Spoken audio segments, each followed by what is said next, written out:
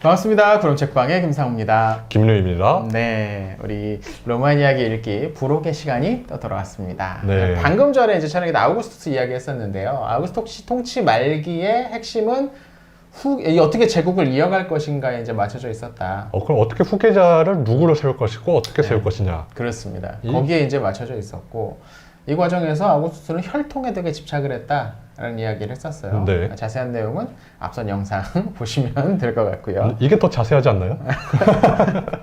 사실 보면은 이제 후계로 세울 만한 이제 후보자들이 이제 좀 있습니다. 네. 생각해 보면 아우구스투스가 원래 처음 옥타비아누스 때 이제 결혼을 했던 게 있었죠. 그 결혼을 했었으나 일찌감치 이제 헤어져 버리고 자기가 좋아하던 여자랑 결혼을 합니다. 그 좋아하던 여자가 리비아였어요. 유명한 이름입니다. 근데 이 리비아는 문제는 당시에 유부녀였다라는 거죠. 근데 황제가 와서 결혼하고 싶어 하니까는 결국 리비아의 남편이 리비아를 내어줍니다. 이혼을 하는 거죠. 이혼을 하고 그래서 리비아와 옥타비아누스가 아우구스투스가 재혼을 하게 되는 거죠. 여기서부터 네.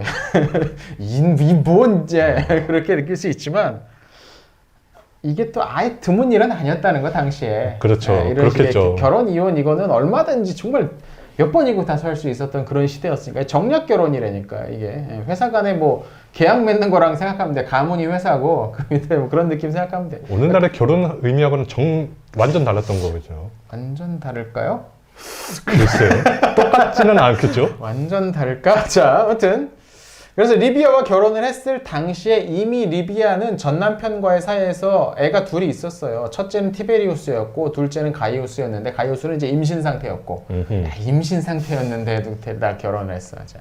그래서 두 아이가 있었습니다. 그러니까 후계자가 될 만하죠 일단. 근데 이것도 특이한 거 기억해야 될 건 뭐냐면 재혼을 하고 뭐 어떻게 하고 할 때는 이 아이는 그럼 어떻게 되느냐? 양자가 되는 거 아닌가? 그렇게 생각할 수 있는데 양자가 아니에요. 관계 없어요. 관계 없어요. 그러니까 내가 재혼한 리비아가 낳은 전 남편과의 사이에서 낳은 애들은 옥타비아누스의 아들이 아니에요. 법적으로. 걔네들을 내 아들로 입적을 해야만 아들이 되는 거예요. 얘네들은 어디냐면 그 전 남편의 아이들이에요. 전 남편. 근데 참고로 그 리비아의 전 남편은 또 로마의 명문 귀족 가문 가운데 하나였던 클라우디우스 가문이었거든요. 카이사르 가문 못지않게 유명했던 클라우디우스 가문의 얘네들은 애인 거예요. 근데 다만 엄마를 따라서 이제 황궁에서 옥타비아누스네 집에서 이제 같이 자라는 거죠. 그러니까 이게 이혼과 이게 복잡하다 보니까 이런 것들을 그냥 그렇게 만들어 놨나 봐. 이게 왜냐면 그때마다 새롭게 또 이렇게 되는 관계를 맺는 건 아니니까. 네네. 일부러 그렇게 하지 않는 이상. 그러면서 그 부분을 하지 걔네들을 처음부터 이 후계자로 삼으려고는 하지는 않았다는 거죠. 왜? 내가 리비아와의 사이에서 낳은 아들이 있을 거라고 생각을 했으니까. 리비아는 벌써 아들을 둘이나 낳은 여성이잖아요. 그렇죠. 로마 시대는 또 그것도 있어요. 저희 또 결혼과 관련한 그 영상. 로마 시대에는 애를 많이 낳은 부인은 사별을 했을 경우 재혼을 하는 게 권장됐습니다. 그럼 또 아이를 낳을 가능성이 많으니까. 그런 것들이 있었단 말이죠. 그걸 옥타비아누스는 그렇게 생각했을 거야. 리비아랑 나 사이에서 내가 사랑하는 리비아랑 사이에서 낳은 아들을 후계로 세워야지 라는 생각을 했던 거죠. 근데 그게 실패했습니다. 아들을 낳지 못하고 그렇게 되니까 이제 발등에 불이 떨어졌습니다. 이제 내 아들에게 왕위를 세우고 싶었는데 내 아들이 없어. 그럼 어떻게 해요? 손자라도 율리아를 통해서 내 핏줄을 이어가야겠다라는 생각을 했던 거죠. 근데 이 핏줄이라는 게 참 그렇습니다. 우리나라도 옛날부터 뭐 한 핏줄 중요하게 여겼잖아요. 네, 맞죠. 뭐 가문의 장손이 어쩌고.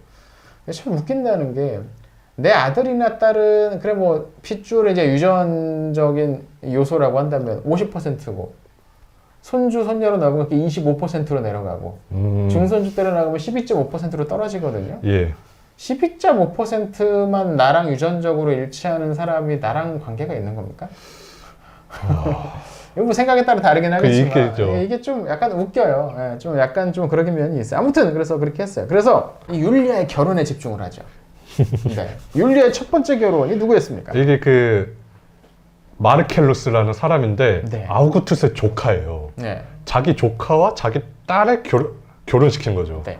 이게 어떻게 조카냐면 이제 옥타비아누스의 누나였던 옥타비아가 예전에 제2차 삼두 정치를 할 때 안토니우스랑 이 협정을 맺으면서 이 옥타비아를 안토니우스와 결혼을 합니다. 옥타비아가 안토니우스랑. 그 사이에서 태어난 아들이 마르켈루스라는 거야. 그러니까 네. 누나의 아들인 거죠. 누나의 아들. 근데 안토니우스는 이 옥타비아누스랑 싸우다가 정적이 돼서 죽었잖아요. 그렇죠. 근데 그 아들은 마르켈루스는 엄마인 옥타비아누스의 집에서 자랐어요. 그리고 옥타비아누스에게 안토니우스의 피가 섞여 있다고 뭐 구박하거나 그런 것 같지도 않고 우리 누나의 아들이다라고 생각을 했던 것 같고. 그러니까 이것도 약간 웃겨.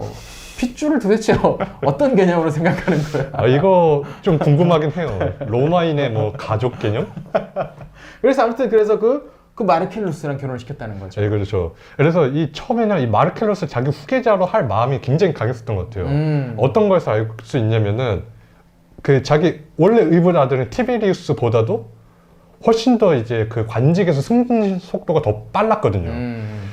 그래가지고 그 나중에 아우구스투스가 나중에 뭐 개선식 하면서 들어올 때 자기 오른편에다가 이 마르켈루스를 두고 티베리우스는 살짝 좀 소홀히 하고 아예 이런 식으로 자기 후계자 구조를 아주 딱 명확하게 했는데 이게 실패했습니다. 또 왜 그랬느냐? 일찍 죽어요. 죽어버렸습니다. 마르켈루스가 이른 나이에 요절을 합니다. 병으로 사망했던가 그랬을 텐데. 그래서 마르켈루스를 후계로, 그러니까 자기 우리 딸의 남편인데 사위로 그냥 이렇게 실패해 버립니다.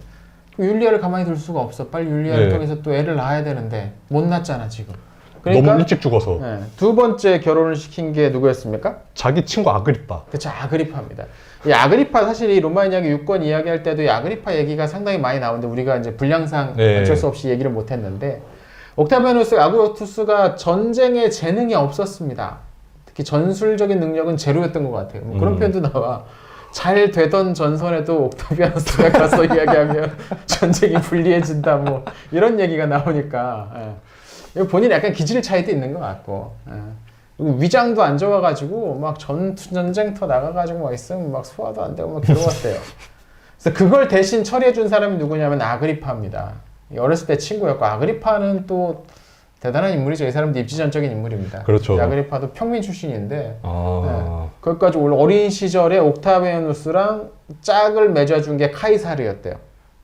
카이사르의 이 심려 원모는 어디까지 보는 건지 모르겠는데 거의 약간 거의 궁의 관심법 마냥 어디가 되면 돼, 뭐 주머니를 열어봐라 뭐 이런 거의 이런 느낌인데 카이사르에게 군사적 재능이 없다는 걸 알고 아그리파를 붙여놨대. 근데 그때 그 아그리파도 뭐 하고 있었냐면 겨우 군단병 나부랭이 하고 있었던 아그리파를 붙여가지고 같이 붙여서 유학도 보내고 같이 공부하고 살게 시켜줬다라는 거. 이것도 이제 대단한 일인데 아무튼 이 아그리파가 그래서 아우구스투스 시대에 거의 모든 전쟁터에 나가서 핵심적으로 전쟁에 나가서 다 이제 성공적으로 그것을 완수한 평생의 아그리파는 이 아우구스투스의 보좌를 했던 그런 인물이었던 거예요, 군사적으로. 약간 믿고 맡길 수 있는 내 오른팔. 그렇죠. 그리고 이 아그리파 여러분 이름이 좀 유명하신데 미술하시는 분은 그 데생할 때 그 석고로 인물상 많이 만들었는데 거기 아그리파라는 인물이 있어요. 그 사람이 이 사람입니다. 그 아그리파 상이 있어요. 그 곱슬머리한 그 약간 좀 이렇게 진지하고 있는 그 사람 얼굴인데 그 사람이 바로 이 아그리파입니다. 참고로 성경에 나온 아그리파는 이 아그리파 아닙니다. 헤롯 아그리파는 다른 건가요? 아닙니다. 다른 겁니다. 그거는 초기 기독교의 연대기 참고하시면 고로실방에 올려져 있으니까 그거 참고하시면 되고요. 아무튼 그래서 율리아랑 이 아그리파를 결혼을 시킵니다. 요거는 나이 차가 꽤 났겠죠. 아빠니까, 그쵸. 아빠 친구니까. 아빠 친구니까. 근데 이런 결혼도 당시에는 많이 흔했다는 거. 그렇죠. 많이 흔했다는 거. 폼페이우스랑 결혼을 했던 카이사르의 딸도 마찬가지죠. 폼페이우스 자체가 카이사르보다 나이가 몇 살 많았는데 카이사르가 제1차 삼두정치 만들면서 자기 딸을 폼페이우스의 아내로 주거든요. 이것도 그 마스터스 오브 로마 시리즈 보면은 이 카이사르 딸이 지난 시간에 얘기했잖아요. 그 카이사르 딸이 원래 카이사르 죽였던 브루투스랑 약혼했었는데 파혼을 하고 이 폼페이우스랑 결혼을 시켰다라는 건데 거기 책 보면은 그 딸 이름도 율리아였는데 그 율리아가 폼페이우스를 사모하고 있는 그런 모양으로 이 절절한 연애 이야기. 사모하고 있는. 그러니까 나이는 훨씬 많지만 그 당시 이런 10대의 그 로마 시대 당시 이제 결혼 정년기라고 불린 10대 이제 중후반의 여성들이 나이가 많은 40대, 50대 여성 남성들과 결혼 많이 했는데 이건 로마의 분위기인 거죠. 어떤 안정감과 강한 권위 그리고 거기서 풍겨 나오는 그런 것들, 이 아우토리타스나 디그니타스 이런 것들을 느끼면서 사람들이 그런 거를 좋은 걸로 봤기 때문에 그걸 10대, 20대에서 그런 걸 가질 수 있겠냐고. 그렇죠. 없겠죠. 그러다 보니까 그런 분위기 아무튼 있었어요. 그래서 아무튼 아버지가 동갑이었다고 하는 이 아그리파랑 율리아가 결혼합니다. 그리고 여기에서는 드디어 성공합니다. 아, 아들을 둘이나 낳아요. 셋이나 낳습니다. 아, 셋. 네, 셋이나 낳습니다. 그래서 첫 번째 아들, 두 번째 아들을 다들 이제 후계로 생각을 했었던 것 같아요, 처음에는. 그렇죠. 네. 처음에서 이제 낳았는데, 근데 안타깝게도 이 첫째 아들은 전쟁터에 나갔다가 쉬름쉬름해서 아마 이것도 전사는 아니고 병 들어서 죽었던 것 같고. 객사가 올바른 표현이잖아. 예. 두 번째는 이제 그 가이우스라고 불렸던 얘한테 또 희망을 좀 걸었는데 얘가 젊은 나이에 너무 그렇게 희망을 걸다 보니까 너무 중책을 맡았어. 책에는 그 파르티아와 협상하는 이야기에 네네. 전권대사로 나가는 장면 나오잖아요. 그렇죠. 근데 거기에서 이제 젊다 보니까 판단 차고 경험도 없고 연륜도 부족하다 보니까 판단 차고도 하고 그래서 일도 좀 안 돌아가고 그러다 보니까 이제 혼자서 막 좌절해서 나는 안 됐나 보다 하고서 그 아시아 쪽 어디를 떠돌다가 칼에 찔려가지고 죽었다. 이런 이야기가 이제 거기 나오죠. 셋째는 이제 너무 당신은 어렸던 것 같고 그러다 보니까 이게 안 됐던 거죠. 사실 이제 얘네들한테는 바로 물려준 게 너무 어리니까 뭐 시원하면 그런 얘기하죠. 아그리파를 중간 단계로 삼아가지고 일단 아그리파가 후계자가 되고 아그리파가 자기 아들이자 내 손자들인 내 핏줄이 섞인 애들한테 물려주기를 바랬던 것 같은데 아그리파가 또 먼저 죽어버리죠. 그렇죠. 그러면서 아까 이야기했던 것처럼 손자들을 너무 일찍 여기저기 갔다가 이제 중책을 맡기면서 결국 죽어버리고 마는. 근데 사실 이거 보면은 또 다른 잘못은 아우구스투스가 너무 오래 살았어요.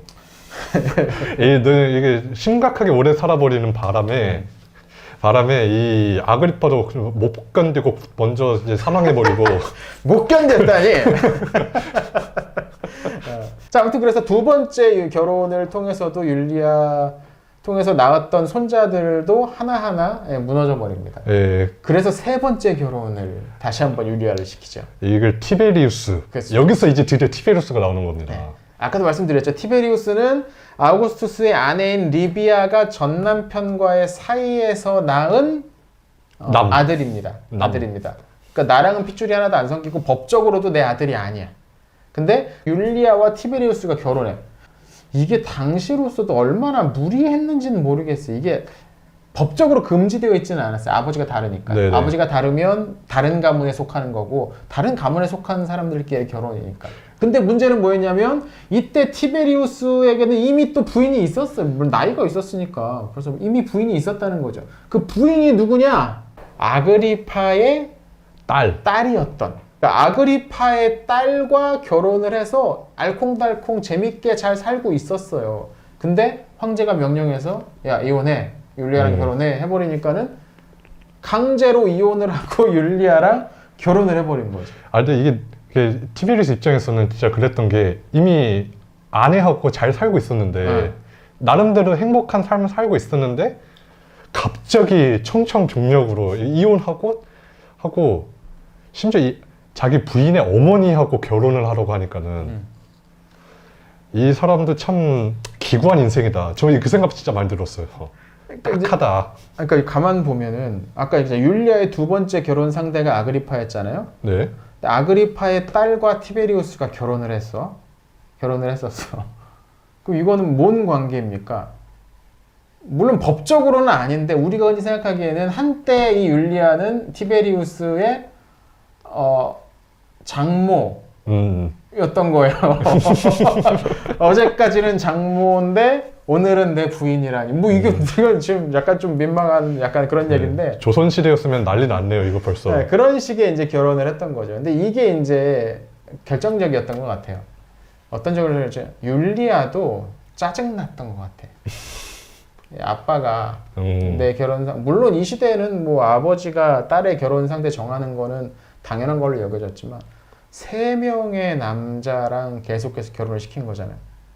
이건 생각하기에 따라서 나를 뭘로 생각하는 건가라고 느낄 수도 있고, 또 그 과정에서 율리아가 자기가 원하는 사람이 있었을 수도 있잖아요. 그 사이에 그렇죠. 나랑 썸 타고 있는 사람들이 있었을 수도 있는데 우리 아빠가 저런 양반이니까 이 썸남들 뭐 다 어서 제거됐을지도 모르고 그러니까 그런 것들도 있었고, 그러니까 이제 이게 티베리우스한테도 굉장히 불만이었던 게, 얘기했던 것처럼 그 자기 아내였던 아그리파의 딸 빕사니아랑 행복하게 잘 살고 있는데 율리아랑 결혼하고 나서도 빕사니아를 못 잊었다라는 그런 내용도 나오고, 예, 전 부인인데 내가 사랑했던, 이미 이제 또 빕사니아는 다른 남자랑 또 결혼을 했고 뭐 이렇게 돼버리니까 이것이 굉장히 이제 불만이지 않았을까. 그래서 티베리우스가 말년에 그냥 강제 카프리섬으로 은퇴했던 게 아닌가 싶기도 해요. 물론 이제 그걸로만 은퇴하지는 않았겠죠. 이 티베리우스는 또 인물 성격이 나중에 황제가 되고 나서도 보여주겠지만 이 사람도 책임감 장난 아니거든요. 아우구스투스도 책임감은 누구에 못지 않은 것 같은데 별의별 소리를 들으면서도 끝까지 그걸 버티면서 만들어 갔으니까.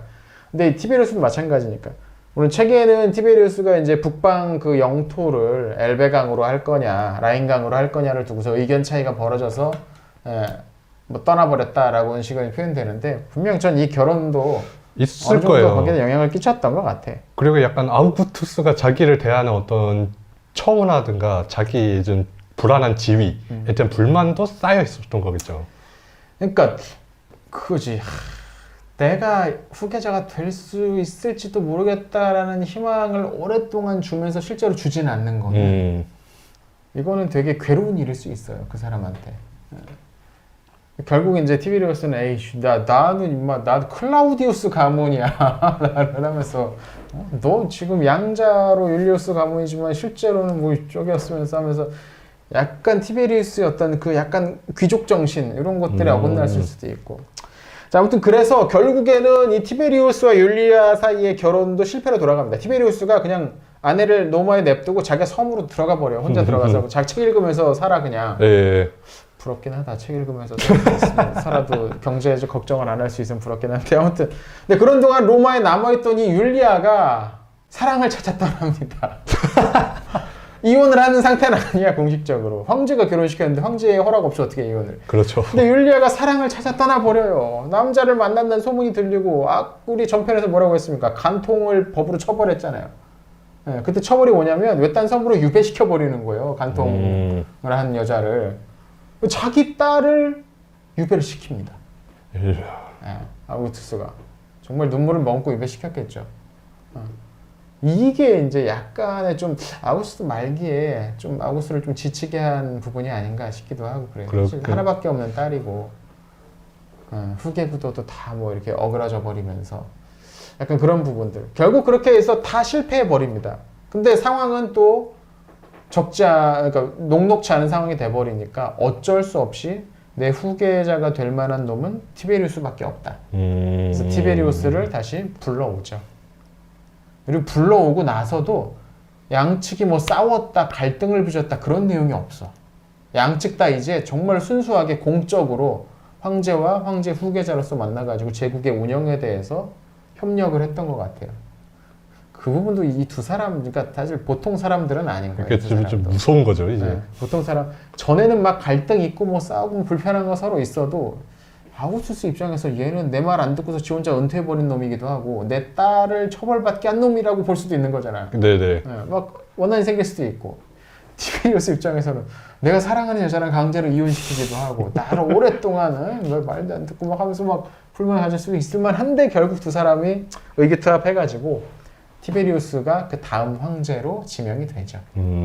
그렇게 옥타비아누스, 아우구스투스는 자기 피가 하나도 섞이지 않은 후계자를 세우게 됩니다. 이게 보면은 티베리우스는 오래 버텨서 승리한 건데 아우구스투스는 너무 오래 살아서 실패한 경우입니다.